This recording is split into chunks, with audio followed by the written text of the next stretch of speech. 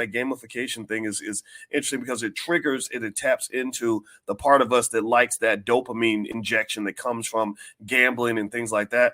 And then also they're willing to lose money.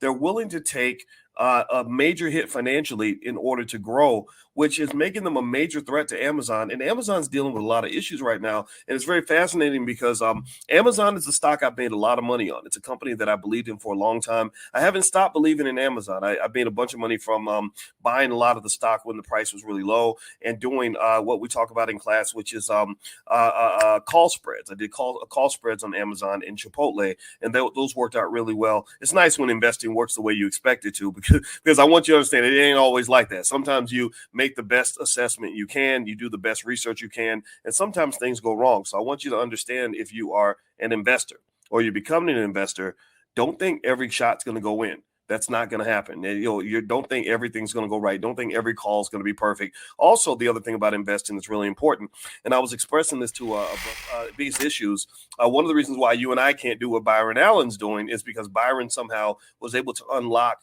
one of the most important elements for wealth building, which is access to capital.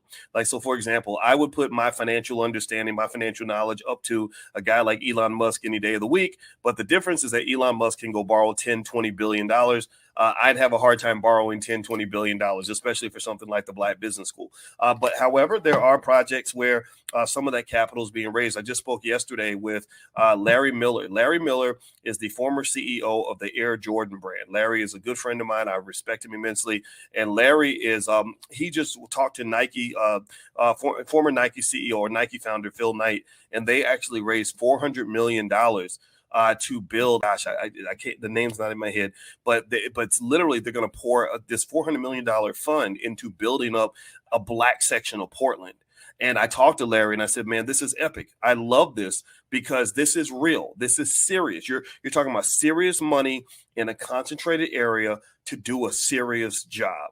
And I said, you know what? I love it. It's the same way. So anyway, Amazon it's interesting that Amazon is dealing with this threat from Temu because Temu is obviously playing the long game. This is what makes the difference between Chinese investors and American investors.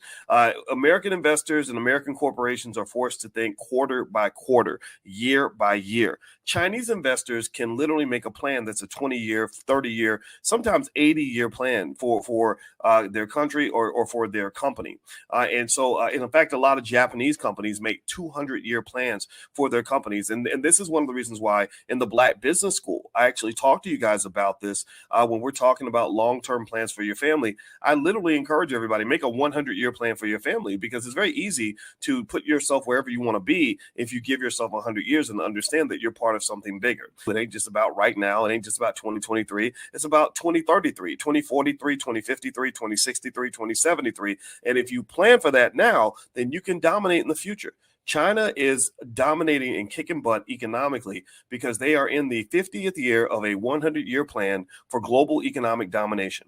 Do y'all hear what I'm saying? China put that plan together when they were at the bottom of the economic barrel. They were the scrubs of the global economy. They were made fun of because they were so far behind, so backward. They were in a worse position than even the worst of the African-American community. And y'all know Black people got a lot of problems